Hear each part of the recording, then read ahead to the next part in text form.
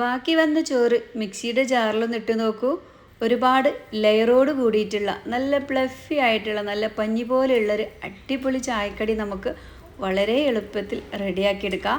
രാവിലെയോ രാത്രിയിലോ ഇനിയിപ്പോൾ അതൊന്നുമല്ല, പെട്ടെന്നൊരു ഗസ്റ്റൊക്കെ വരുമ്പോൾ എന്താ കൊടുക്കുക എന്ന് കരുതിയിട്ട് ഇനി ആരും ടെൻഷൻ ആവണ്ട. കണ്ടോ, ലെയറൊക്കെ നല്ല അടിപൊളിയായിട്ട് നമുക്ക് തെളിഞ്ഞ് കിട്ടും. ഒപ്പം തന്നെ നല്ല സോഫ്റ്റാണ് കേട്ടോ. കഴിക്കാനാണെങ്കിൽ ഉഗ്രൻ ടേസ്റ്റാണ്.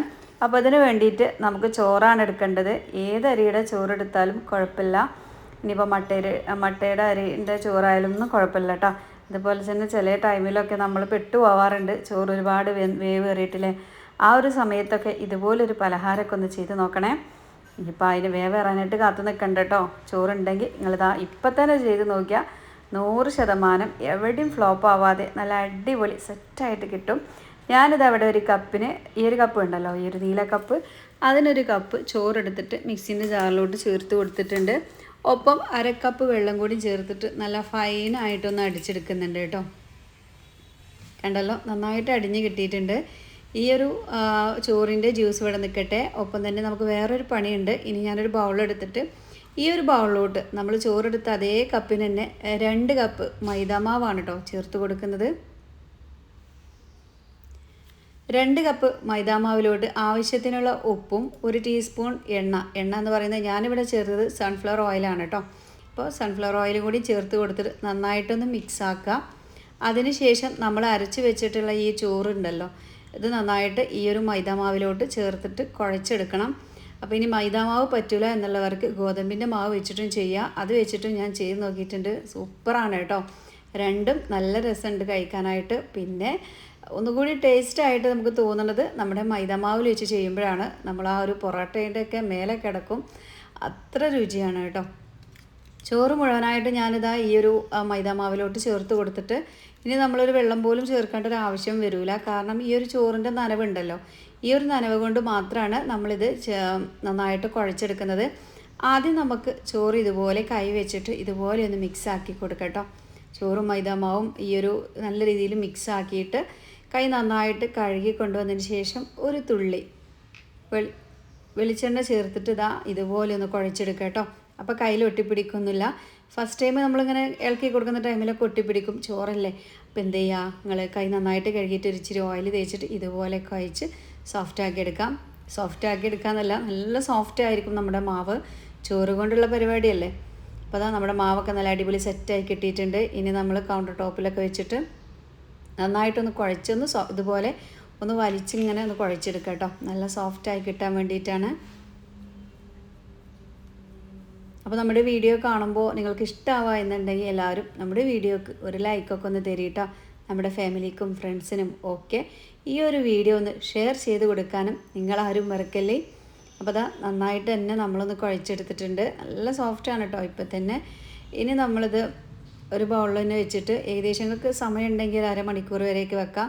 അപ്പോൾ എനിക്ക് അത്ര കണ്ട് സമയമൊന്നുമില്ല, ഞാൻ വെറും 10 മിനിറ്റ് തികച്ച് വെച്ചിട്ടില്ല കേട്ടോ. അപ്പം ഞാനൊരു ചെറിയൊരു കറി ഉണ്ടാക്കിയിരുന്നു, അതിൻ്റെ കറീൻ്റെ റെസിപ്പി കൂടി ഇതിൽ ചെയ്യാം കേട്ടോ. നല്ല അടിപൊളി കോമ്പോണ് മക്കളെ. നല്ല ഗ്രീൻ കളർ ഗ്രേവി ആയിട്ടുള്ള ചിക്കൻ കറിയാണ്, ഒന്നും പറയാനില്ല, അടിപൊളി രുചിയാണ്. താല്പര്യമുള്ളവർ അതും കൂടി ഇതിൻ്റെ കൂടെ ഒന്ന് ചെയ്ത് നോക്കിയിട്ട് മറ്റുള്ളവർക്ക് സെർവ് ചെയ്ത് കൊടുക്കുക. അപ്പോഴേ നമുക്ക് അറിയാനായിട്ട് പറ്റുള്ളൂ രണ്ടും. ഇനിയിപ്പോൾ ചിക്കൻ കറി തന്നെ വേണമെന്നില്ല, മുട്ടക്കറിയോ എന്ത് കറിയും മീൻ കറിയൊക്കെ ആയാലും ഇതിന് നല്ല കോംബോ ആയിരിക്കും കേട്ടോ. മാവ് നന്നായിട്ട് സോഫ്റ്റായിട്ട് വരും നമ്മളൊരു 1/2 മണിക്കൂറൊക്കെ വെച്ചാൽ. ഞാനിവിടെ 10 മിനിറ്റ് തന്നെ വെച്ചിട്ടുള്ളൂ, എന്നിട്ട് തന്നെ അത്യാവശ്യം നല്ല രീതിയിൽ തന്നെ സോഫ്റ്റായിട്ട് കിട്ടിയിട്ടുണ്ട്. ഇനി നമുക്ക് ഇതുപോലെ കൈ വെച്ചിട്ടൊന്ന് വലിച്ചിങ്ങനെ നീട്ടി കൊടുക്കാം കേട്ടോ. പിന്നെ നമുക്ക് കത്തി വെച്ചിട്ട് ഇതുപോലെ ഒന്ന് കട്ട് ചെയ്തെടുക്കുക. നമുക്ക് ബൗൾസുകളാക്കി മാറ്റിയെടുക്കാനുള്ളതാണ് കേട്ടോ ഇത്. ഇതുപോലെ ഒന്ന് കട്ട് ചെയ്യുക. എല്ലാതും ഒരേ വലുപ്പത്തിൽ തന്നെ ആവാനായിട്ട് നോക്കുക. അത്യാവശ്യം വലിയ രീതിയിൽ തന്നെ ആയിക്കൊണ്ടിട്ടോ, കാരണം നമുക്ക് ഒരുപാട് ലെയറും കാര്യങ്ങളൊക്കെ കിട്ടണം. അങ്ങനെ കിട്ടണം എന്നുണ്ടെങ്കിൽ ഈ മാവ് അത്യാവശ്യം കൂടുതൽ വേണ്ടി വരുമല്ലോ. അപ്പോൾ അത്യാവശ്യം വലിയ ബൗൾസുകളാക്കി ഓരോന്നും നമ്മൾ മാറ്റിയെടുക്കുകയാണ്. അപ്പോൾ ഇതുപോലെ ഒന്ന് താഴോട്ടൊന്ന് മുകളിലോട്ട് ജസ്റ്റ് ഒന്ന് പ്രസ് ചെയ്ത് കൊടുക്കുക. അപ്പോൾ നല്ല റൗണ്ട് ഷേപ്പിലായി വരും. എന്നിട്ട് കയ്യിലിട്ടിട്ട് ഒന്ന് ഉരുട്ടിയെടുത്താൽ മതി. കണ്ടോ, പരിപാടി ഇവിടെ കഴിഞ്ഞിട്ടുണ്ട് കേട്ടോ. ഇനി നമുക്ക് പെട്ടെന്ന് തന്നെ ചെയ്യാനായിട്ട് പോവാം. അതിന് വേണ്ടിയിട്ട് നമ്മൾ പത്തിരിയൊക്കെ പരത്തുന്ന പലയുണ്ടെങ്കിൽ നിങ്ങൾക്ക് അത് വെച്ച് ചെയ്യുക. അല്ലെങ്കിൽ ചിലർ കൗണ്ടർ ടോപ്പിലിട്ടിട്ട് പരത്താറുണ്ട്, അങ്ങനെയുള്ളവർക്ക് അങ്ങനെയും ചെയ്യാം കേട്ടോ. കുറച്ച് മൈദാമാവ് ഒന്ന് തൂക്കി കൊടുത്തതിന് ശേഷം ഓരോന്നും എടുത്തിട്ട് ജസ്റ്റ് നമ്മൾ പത്തിരിയൊക്കെ ചപ്പാത്തിയൊക്കെ പരത്തുന്ന പോലെ റൗണ്ടിലൊന്ന് പരത്തിയെടുക്കാം.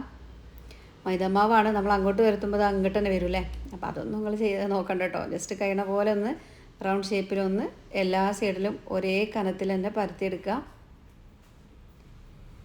അതിനുശേഷം നമ്മൾ കുറച്ച് സൺഫ്ലവർ ഓയിൽ ഇതുപോലെ ഒന്ന് തേച്ച് കൊടുക്കുക. ഒപ്പം തന്നെ കുറച്ച് മൈദാപ്പൊടി കൂടി ഇട്ട് കൊടുക്കുക. ഒരു കൈ വെച്ചിട്ട് ജസ്റ്റ് എല്ലായിടത്തേക്കും ഒന്ന് ചെയ്ത് കൊടുക്കുക ഇതുപോലെ. എന്നിട്ട് ഇതുപോലെ ആദ്യം ഈ ഒരു സൈഡ് മടക്കുക. അതിനുശേഷം വീണ്ടും നമ്മൾ ഓയിലൊന്ന് തേച്ചിട്ട് മൈദാപ്പൊടി ഇട്ടിട്ട് ജസ്റ്റ് ഒന്ന് പ്രസ് ചെയ്യുക. ഇതൊക്കെ ചെയ്യണം എന്തിനാന്ന് വെച്ചാൽ ലെയറോട് കൂടിയിട്ട് കിട്ടാൻ വേണ്ടിയിട്ടാണ് കേട്ടോ. അപ്പോൾ നല്ല ടേസ്റ്റാണ് നമ്മൾ ഈ ഒരു ചായക്കടി. അപ്പോൾ ലെയർ കിട്ടാൻ വേണ്ടിയിട്ടാണ് ഇങ്ങനെ ചെയ്യുന്നത്. എന്നാൽ പൊറോട്ടൻ്റെ ആ ഒരു പണിയും കാര്യങ്ങളൊന്നുമില്ല. പക്ഷേ ആ പൊറോട്ടയേക്കാൾ കൂടുതൽ ടേസ്റ്റുമാണ് ഇത്. തീർച്ചയായിട്ടും ഒരു തവണയെങ്കിലും നിങ്ങളൊന്ന് ചെയ്ത് നോക്കണേ. അപ്പോൾ ഇതുപോലെ നമ്മൾ മടക്കുന്നതിനനുസരിച്ച് പൊടിയും അതുപോലെ തന്നെ ഓയിലൊക്കെ ഒന്ന് തേച്ച് കൊടുക്കുക. ലാസ്റ്റ് ഇതുപോലെ ഒന്ന് ഒട്ടിച്ചിട്ട് നമുക്കിതൊന്ന് സ്ക്വയർ ടൈപ്പിൽ പരത്തിയെടുക്കണം. പരത്താനും തന്നെ വളരെ എളുപ്പമാണ് കേട്ടോ. കാരണം നല്ല സോഫ്റ്റ് മാവല്ലേ, നമ്മുടെ ചോറും ഒക്കെ ചേർത്തിട്ട് നല്ല സോഫ്റ്റ് മാവാണ്. വളരെ ഈസി ആയിട്ട് തന്നെ നമുക്കിത് പരത്തിയെടുക്കാം. സ്ക്വയർ ടൈപ്പിൽ തന്നെ പരത്തിയെടുക്കാം കേട്ടോ. ഇപ്പോൾ തമ്മിൽ ഒട്ടിപ്പിടിച്ച പോലെ ഉണ്ടാവും. ഇത് ചുട്ട് വരുമ്പോൾ നമുക്കറിയാം ലെയറൊക്കെ ഓരോന്ന് വിട്ട് നല്ല പ്ലഫി ആയിട്ട് നല്ല സോഫ്റ്റ് ആയിട്ട് തന്നെ കിട്ടും നമുക്ക് ഈ ഒരു ചായക്കടി. ഇപ്പോൾ രാവിലെയൊക്കെ വളരെ ഈസി ആയിട്ട് തന്നെ റെഡിയാക്കി എടുക്കാൻ പറ്റിയൊരു ചായക്കടിയാണ് കേട്ടോ. തലേ ദിവസം രാത്രിയൊക്കെ കറിയൊക്കെ റെഡിയാക്കി വെക്കുകയാണെങ്കിൽ രാവിലെ ഇതുപോലെയൊക്കെ ഒരു പലഹാരം റെഡിയാക്കുകയാണെങ്കിൽ മക്കളൊക്കെ വയറ് നിറച്ച് കഴിക്കുകയും ചെയ്യും. കുട്ടികൾക്കൊക്കെ ഒരുപാട് ഇഷ്ടമാവും. പിന്നെ ചിലരൊക്കെ പറയും മൈദാമാവ് ഹെൽത്തി അല്ലാന്ന്. പക്ഷേ നമുക്ക് പൊറാട്ടയൊന്നും കഴിക്കാതിരിക്കാനൊന്നും കഴിയില്ലല്ലേ. എവിടെ ഹോട്ടലിൽ എവിടെ ചെന്നാലും നമുക്ക് ആദ്യം അത് കിട്ടണം. അതാണല്ലോ നമ്മളൊരിത്, പ്രത്യേകിച്ച് നമ്മളെ മലയാളികൾക്ക്. അപ്പോൾ ഇനിയിപ്പോൾ ഇത് ഹെൽത്തി അല്ലെന്ന് തോന്നുന്നവർക്ക് ഗോതമ്പിൻ്റെ മാവ് വെച്ചിട്ടും ചെയ്താലും സൂപ്പറായിട്ട് തന്നെ കിട്ടുന്നുണ്ട് കേട്ടോ. അപ്പോൾ അതിൻ്റെ റെസിപ്പി ഞാൻ മുമ്പേ പോസ്റ്റ് ചെയ്തിട്ടുണ്ടായിരുന്നു. അപ്പോൾ ബാക്കിയുള്ളത് ഇതുപോലെ ഒന്ന് പരത്തിയെടുക്കുകയാണ്. എല്ലാതും പരത്തൊന്നും കാണിക്കണില്ല, കാരണം വീഡിയോ അല്ലിലെ കറി കൂടി കൂടുമ്പോൾ ഒത്തിരി ലെങ്ത്താണ്. അപ്പോൾ നിങ്ങൾക്ക് അതുകൊണ്ടൊരു ബുദ്ധിമുട്ടാവേണ്ടത് എഴുതിയിട്ട് ഇതുപോലെ ചെയ്തെടുത്താൽ മതി കേട്ടോ. രണ്ടാമത്തും മൂന്നാമത്തും ഞാൻ ഇതുപോലെ ചെയ്തെടുക്കുകയാണ്. പെട്ടെന്ന് തന്നെ നമുക്ക് സ്ക്വയർ ടൈപ്പിൽ ഇങ്ങനെ ഇതുപോലെ പരത്തിയെടുക്കുകയും ചെയ്യാം. ഇനിയിപ്പോൾ ഇതുപോലെ അട്ടിക്ക് വെക്കുമ്പോൾ ചിലപ്പോൾ ഒട്ടിപ്പിടിക്കാനുള്ള ചാൻസ് ഉണ്ട്. കാരണം ഒരുപാട് മൈദാപ്പൊടിയൊന്നും വെച്ചിട്ടല്ല ഞാനത് പരത്തിയെടുക്കുന്നത്. അപ്പോൾ അങ്ങനെ ഓരോന്ന് പരത്തുക ഓരോന്ന് ചുടുക, അങ്ങനെ ആവുമ്പോൾ വളരെ ഈസിയാണ്. പെട്ടെന്ന് പരിപാടിയും കഴിയും, ഒട്ടിപ്പിടിക്കൊന്നുമില്ല കേട്ടോ. അങ്ങനെ ചെയ്യണവർക്ക് അങ്ങനെയും ചെയ്യാം. ഞാനിപ്പോൾ ഇങ്ങനെ വീഡിയോയിൽ കാണിക്കുന്നതുകൊണ്ടാണ് എല്ലാം മുഴുവനായിട്ട് ഇങ്ങനെ കാണിക്കുന്നത്. അല്ലെങ്കിൽ ഞാൻ പത്തിരി ആയാലും ഒക്കെ ആയാലും ആദ്യം ഓരോന്ന് ചുടുക, അങ്ങനെ ഉണ്ടാക്കുക. ഒക്കെ ഗ്യാസ് അടുപ്പിൻ്റെ എടുത്ത് വെച്ചിട്ടാണ് ചെയ്യാറ് കേട്ടോ. അപ്പോൾ ബാക്കിയുള്ളതും കൂടി ഞാനിതാ ഇതുപോലെ മടക്കി പരത്തിയെടുക്കുകയാണ്. കണ്ടല്ലോ, ഇപ്പോൾ തന്നെ നമുക്കിത് കൊണ്ട് നോക്കുമ്പോൾ തന്നെ അറിയാൻ പറ്റും എത്രത്തോളം ലെയർ ഉണ്ടെന്ന്. ലെയറൊക്കെ നന്നായിട്ട് തന്നെ തെളിഞ്ഞ് കാണുന്നുണ്ട്. ഏകദേശം ഒരു 4-5 ലെയറിൽ നമുക്കിത് കിട്ടും കേട്ടോ. അതോ ഇത് വേവിക്കുന്നതോടുകൂടിയിട്ട് നന്നായിട്ട് ലെയറൊക്കെ വേറിട്ട് കിട്ടുകയും ചെയ്യും. സിമ്പിളാണ് കേട്ടോ ഇത് പരത്തിയെടുക്കാനായിട്ട്. സോഫ്റ്റ് അല്ലേ, അത്രയും സോഫ്റ്റ് മാവാണ്. അപ്പോൾ അതൊക്കെ പരത്തിയിട്ടുണ്ട്. ബാക്കിയുള്ളതും കൂടി ഇനി ഞാൻ പരത്തി റെഡിയാക്കട്ടെ കേട്ടോ. മുഴുവനും ഇതുപോലെ പരത്തിയിട്ട് അട്ടിക്ക് ഇങ്ങനെ വെച്ച് കൊടുത്തിട്ടുണ്ട്. തമ്മിൽ ഒട്ടിപ്പിടിക്കില്ല എന്നൊരു വിശ്വാസത്തിലാട്ടോ ഞാൻ ചെയ്യണത്. കുഴപ്പമൊന്നുമില്ല, അടിപൊളി സെറ്റായിട്ട് കിട്ടിയിട്ടുണ്ട്. ഇനി നമുക്കിത് പെട്ടെന്ന് ചുട്ടെടുക്കാനായിട്ട് പോവാം. അപ്പോൾ അതിന് വേണ്ടിയിട്ട് ഞാനിവിടെ ഒരു ഇരുമ്പിൻ്റെ തവയാണ് കേട്ടോ ചൂടാക്കാനായിട്ട് വെച്ചിട്ടുള്ളത്. നോൺ സ്റ്റിക്ക് പാനിൽ ചെയ്യുകയാണെങ്കിൽ നിങ്ങൾക്ക് ഈ ഒരു ഓയിലിൻ്റെ കാര്യം ചെയ്യേണ്ട. പക്ഷേ ഓയിൽ തേച്ച് ചുടുമ്പോൾ തന്നെയാണ് ഈ ഒരു പലഹാരം കൂടി ടേസ്റ്റി ആവണം കേട്ടോ. ഇനിയിപ്പോൾ തീരെ പറ്റില്ല എന്നുള്ളവർക്കാണെങ്കിൽ നോൺ സ്റ്റിക്ക് പാനിൽ എണ്ണ ഇല്ലാതെ ഇത് നമ്മൾ ചപ്പാത്തിയൊക്കെ ചുട്ടെടുക്കണ പോലെ തന്നെ ചുട്ടെടുക്കാം. അപ്പോൾ ഒരുപാട് ലെയറോട് കൂടിയിട്ട് കിട്ടും ചെയ്യും.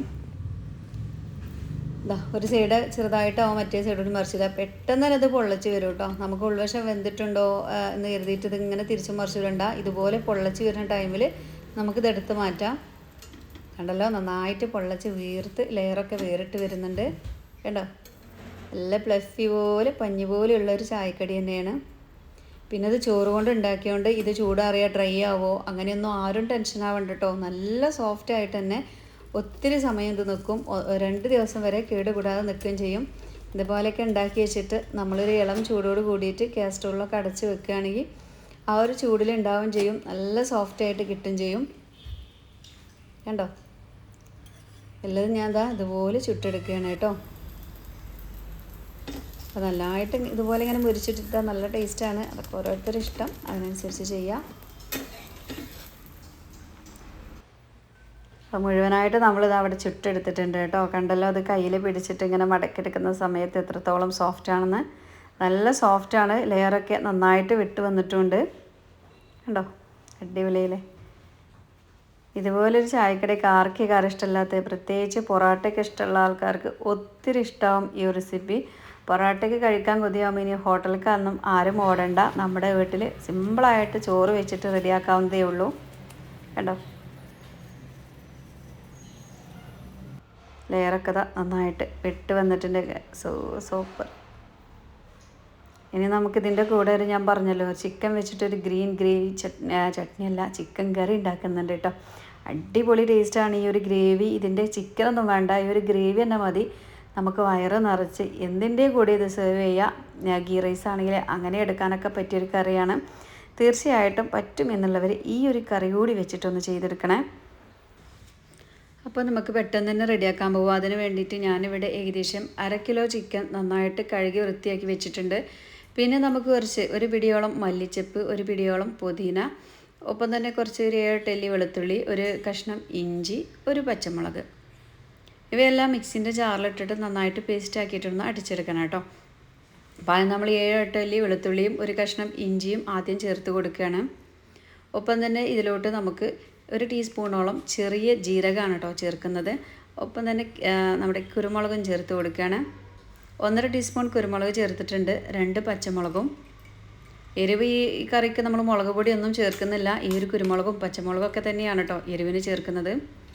പിന്നെ നമ്മളിത് കട്ട് ചെയ്ത് വെച്ചിട്ടുള്ള, ഞാനിതിങ്ങനെ പുതിന ഒന്ന് ഫ്രഷായി കാണിച്ചു തന്നത് വേറെ ഒന്നുമല്ല, അളവ് കൃത്യമായിട്ട് അറിയാൻ വേണ്ടിയിട്ടാണ് കേട്ടോ. രണ്ടും ഒരേ രീതിക്ക് തന്നെ എടുക്കാം.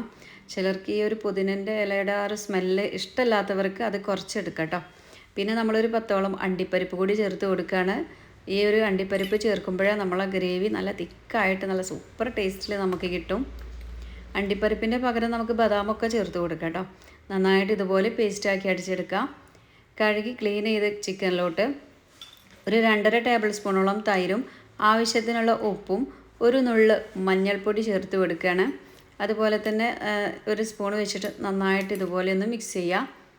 പിന്നെ നമ്മൾ നേരത്തെ അരച്ച് മാറ്റി വെച്ചിട്ടുള്ള ആ ഒരു ഗ്രീൻ ഇലകളും കാര്യങ്ങളൊക്കെ ഉണ്ടല്ലോ, പുതിനൻ്റെ ഇല, മല്ലിയില എല്ലാം ചേർത്തിട്ട് നന്നായിട്ട് തന്നെ ഒന്ന് കോട്ട് ചെയ്തിട്ട് നമുക്ക് ചുരുങ്ങിയത് ഒരു 10 മിനിറ്റെങ്കിലും ഒന്ന് റെസ്റ്റ് ചെയ്യാനായിട്ട് വെക്കാം. പിറ്റേന്ന് രാവിലെയൊക്കെയാണ് റെഡിയാക്കുന്നത് എങ്കിൽ നമുക്ക് തലേ ദിവസം തന്നെ ഇതുപോലെയൊക്കെ ഒന്ന് മസാലയൊക്കെ കൂട്ടി വെച്ചിട്ട് രാവിലെ റെഡിയാക്കാം കേട്ടോ. അപ്പോൾ നമ്മൾ ഉണ്ടാക്കാനായിട്ട് പോവുകയാണ്. ഒരു 10 മിനിറ്റ് ഞാനൊന്ന് മാറ്റി വെച്ചിട്ടുണ്ട് കേട്ടോ. പാൻ ചൂടായി വരുമ്പോൾ അതിലോട്ട് ഏകദേശം ഒരു 2 ടേബിൾ സ്പൂൺ വെളിച്ചെണ്ണയാണ് ഒഴിച്ച് കൊടുക്കുന്നത്. വെളിച്ചെണ്ണയിലോട്ട് അത്യാവശ്യം വലിയ 2 വലിയുള്ളി ഇട്ടിട്ട് നന്നായിട്ടൊന്ന് മുരിച്ചെടുക്കണം. നമ്മൾ ഈ ഒരു കറിയിൽ ഇങ്ങനെ വാട്ടി തക്കാളി വാട്ടി അങ്ങനെയൊന്നുമല്ല കേട്ടോ ചെയ്യുന്നത്, ഒരു സ്പെഷ്യൽ കറി തന്നെയാണ്. തീർച്ചയായിട്ടും നിങ്ങളൊന്ന് ചെയ്ത് നോക്കാം. നന്നായിട്ട് ഇതുപോലെ നമ്മൾ ബിരിയാണിക്കൊക്കെ ഒന്ന് പൊരിച്ച് കോരി വെക്കുമല്ലോ, ഇതുപോലെ ഒന്ന് പൊരിച്ചിട്ട് മാറ്റി വെക്കാം. നമ്മൾ കറിയിൽ നന്നായിട്ട് പൊടിച്ചിടാനുള്ളതാണ്. അപ്പോൾ ഇതുപോലെ നന്നായിട്ട് ഇങ്ങനെ കിട്ടണം കേട്ടോ, നന്നായിട്ട് മുരിഞ്ഞ് കിട്ടണം. ആ ഒരു എണ്ണയിലോട്ട് തന്നെ ഞാനിവിടെ ഒരു കഷ്ണം പട്ടയും ഒരു 2-3 ഗ്രാമ്പൂ ഒരു 3 ഏലക്കയോടെ ചേർത്ത് കൊടുത്തിട്ടുണ്ട്. അതിനുശേഷം ചിക്കൻ, നമ്മൾ നേരത്തെ മാവൊക്കെ കൂട്ടി വെച്ചിട്ടുള്ള ചിക്കൻ ഉണ്ടല്ലോ, മസാലയൊക്കെ കൂട്ടി വെച്ചിട്ടുള്ള ചിക്കൻ ഈ ഒരു എണ്ണയിലേക്ക് ഇട്ട് കൊടുക്കാം. എണ്ണയിലോട്ട് ഇട്ട് കൊടുത്തിട്ട് ഒരു സൈഡ് ആകുമ്പോഴേക്കും മറ്റേ സൈഡും കൂടി മറിച്ചിട്ട് കൊടുക്കാം കേട്ടോ. ചെറിയ രീതിയിൽ ഈ ഒരു ചിക്കൻ മുരിച്ചിട്ടാണ് നമ്മൾ ഈ ഒരു ചിക്കൻ ഗ്രേവി, ഗ്രീൻ കളറിലെ ഗ്രേവി റെഡിയാക്കാൻ പോകുന്നത്. അതുകൊണ്ട് തന്നെ ഇത് സൂപ്പർ ടേസ്റ്റാണ് മക്കളെ. ഒരു പ്രാവശ്യമെങ്കിലും ഈ ഒരു കറി ഒന്ന് ചെയ്ത് നോക്കണേ.